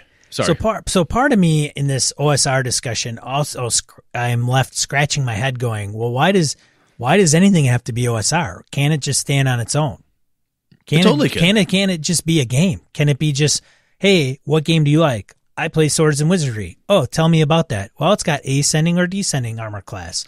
Oh, what's armor class? Oh, let me tell you. Well, I think it goes back AD&D? to Well, goes back to those like four principles. Those are just principles of an approach. If you said, hey, it kind of fits Matt Finch's old school primer approach. Right. Maybe they should just do that. I don't know, old school primer. It is goofy where we want to off the principles of the old school primer. It's interesting Boom, because done. No logo, just state it on the back of your fucking book. There are some gamers I've met that are like, I'm a story gamer. I'm like, so what does that mean? Yeah, what does that mean? I've yet to personally experience any role playing game that's actually a story game. There's a game about a story. Oh shit! I've never, so right there, this Brett is a at gamingnbs.com. So this is a weird argument, right? So we can have this argument, but I'm like, I look at these codifications and these classifications that gamers try to put out there, simply It's not saying punk rock. It's not heavy metal. It's like Icelandic heavy metal. It's progressive metal, man. Right. It's prog rock. Right. Right. It's prog rock. If you grab Maynard James Keenan from Tool, he'd be like, "What the fuck ever? I'm making music. Piss off." Right. Right. No. What's Pussifier? Well, Maynard would say, "You don't fucking get it. Go away." Right. Right. Is it speed metal or thrash metal? Go to hell. Right. Yeah, Brett. It's just music. Wank, wank, wank. Exactly. And Wank. that's where, when you said this, the trolls get stronger when you feed them. That's right. So many aspects of it. What game do you like? Oh, what's Oil and Fire. And if someone says, well, I like OSR games, you say, well, give me a game. Not OSR games. What do you like? I like Swords and Wizardry. Really? Do you like it because ascending armor class or descending, or how do you like this, that, or the other thing? I think that's a more lucrative form of discussion than this unclear theoretical approach by classification. Anyway, Ange, hopefully we covered that for you. I hope. If we totally missed it, let us know. We got one more. All right, Ryan Butler. Actually, Bueller. Sorry. I can read this one. You sure? Okay. Hello from a fellow Midwesterner. Thanks again for making a great show. I discovered this a few years ago. Figured to take the next step and write in on this OSR topic. I think the midlife crisis the OSR community seems to be having these days with trying to define itself is pretty common with any growing fandom. Back in 2002, I was a big Apple fanboy and landed a job at the first Apple store in St. Louis. There were barely 20 of us at first, and the store was rarely ever crowded. For the next 8 years, until I finally left in 2010, I watched Apple grow into what it is today. I watched the iPod and iPhone revolutionize product and company I was personally invested in and thrust it into the mainstream. We all thought it was what we wanted for Apple until it finally happened. I learned a valuable lesson about fandoms from that experience, and that is that you can't control how they grow and evolve. Another great example is Star Wars, and we all know what happened there. I say this to make a point. Fandoms and communities like the OSR cannot truly be defined because it grows in popularity and will naturally change and evolve. Sure, we can explain its roots, but we won't ever be able to nail it down into one shape that everyone accepts as its true form. And that's not bad. It's growing because a lot of the products being produced for it are new and exciting. They challenge the landscape of RPGs in a good way. It makes lots of people want to be part of that. Like it was for me at Apple. I can understand that this is hard for some of the originators of the OSR to watch. A 50-year-old player who was there when D&D first hit the tabletops of America doesn't always want to watch some 20-something-year-old define the OSR in their way. Change does suck sometimes, but it's pointless to try and stop it. It's never as bad as we think it is. Instead of trying to define a growing subsection of the gaming world, we'd be better off redefining the spirit of gaming as a whole. Should be 100% inclusive and creative outlet for anyone who wants to embrace it. When I need inspiration for doing this, I always turn to my kids. When I run a game for them, they don't ask if it's OD&D or BX or PBTA or Grandma's Homebrew. All they ask is, what happens next? That's all I got. Thanks again for a great show and keep up the good work. We should just leave it at that. We should, man. That's perfect. Thank you, Ryan. That was very good. Yep. Perfect. Thanks, Ryan. Thank you, everybody who wrote in, saw like, hey, they're going to talk about this. I'm going to comment. I'm going to throw this into the ring. Yeah. It's good stuff. It was very good. It was a good conversation. Yeah. We went long, but hey, it's good stuff. Let's bust through die roll and get out of here, man. Yeah, let's get into die roll if I can freaking find the sound. Where it is. Rassafrassin. All right, suckers. Go ahead, Brettster. So I've got the link to Matt Colville's The Map Is Not the Territory. That's the one I have. I've got that video out there so folks can check that out. Sean, what do you have? I got a list of OSR, aka D&D retro clones. Actually, there's a little bit more than that. Thanks to Taxidermic Owlbear's blog. I just Googled it and found out, and there's just a list of them if you want to know a lot of different games. Some of them are free, some of them you have to pay for, but check out a list of those because they go on, and some probably aren't even listed there. A link to Osric, which is a free copy of first edition AD&D, better organized than Brett's kind of game of old school choice. Would that be fair to say, Brett? I agree. Yeah, absolutely. And then, of course, Matt Finch's quick primer for old school gaming. That primer is about 16 pages long. I just pulled up my copy. Is it that much? Yeah, it's a quick read. And I think the last third of it is examples of play. It's pretty quick. Somebody actually brought that up. Somebody actually said, hey, why don't you do an encounter? And, you guys play an encounter, one kind of not OSR and then one OSR, which we could do later down the road. We could absolutely do that, yeah. Something like that. So, yes, that's what we have for the show. Thanks for sticking out with us. Comments are certainly coming. I mean, we've fielded a lot up front, but if you have more that we didn't hit and nail, let us know. Be more than happy to field some of those. Absolutely. So, Brett, what are we talking about next week? Next week, you told me you want to talk about seafaring adventures. I'm starting to put some topics down, ladies and gentlemen, so that Brett's like, he can't say it. I don't know. I haven't thought about it. Yeah, he's just holding my feet to the fire is what he's doing. So Brett's got to put some down, or Sean's going to run away with this train. Yeah. Hey-oh, train. It's my train. And with that, I'm your host, Sean. And I'm Brett. Good night and good gaming all. This episode of Gaming and BS brought to you with the help from the following BSers. Graham Minert, Corey Wynn, Andy Hall, Joe Swick, Brett's biggest fan, Forrest Aguirre, Mark Anthony Benedetti, Sean Nicholson, Tim Jensen, Remy Bilodeau, Jason Hobbs, Wayne Humfleet, James Carpio, Pure Mongrel, Lord Tentacle, Brandon Barnes, Dan LaValle, C.W. Mellencamp, The Lost Sailor, Misdirected Mark Productions, Jason, Christopher Gray, Finolf, Mirko Froelich, Eileen Barnes, Tony Sugarloaf Baker, Todd Crapper, Alexander Auerbach, Neil Benson, Chris Steele, Eric Hoffman, Kyle Winter, Christopher Lang, Curtis Takahashi, Mark Tasaka, Ron Bishop, Craig Hubier, Xavier G, JV, John Hammersley, The Closet Gamer, John Steve, Mark Richmond, Thomas Hook, Chad Glayman, Sky, Roger Braslett, Craig, Howard Bishop, Jim Fitzpatrick, Peter Skanes, Josh Wallace, Corey Welch, Eli Kurtz, Bruce Cunnington, Tim Shorts, Angus, Rolf Vergild, Gordon Cranford, Eric Salzwedel, Matt Cyberlick, Jack Neller, Robert Nemeth, Eric Bonts, Palladian, Ron Blessing, Brian Kurtz, Knights of the Night Crew, Laramie Wall, Evan Harrison Cass, Malcolm Cool, Blake Ryan, Todd McGowan, Kevin Lovecraft, Perry Besor, Ray Otis, Goblin's Henchman, Joe Bennett, Larry Hout, and Mark CMG Clover. For ways to support the show, head over to gamingbs.com/support-us. Thanks, BSers! This has been a Litterbox Studio production.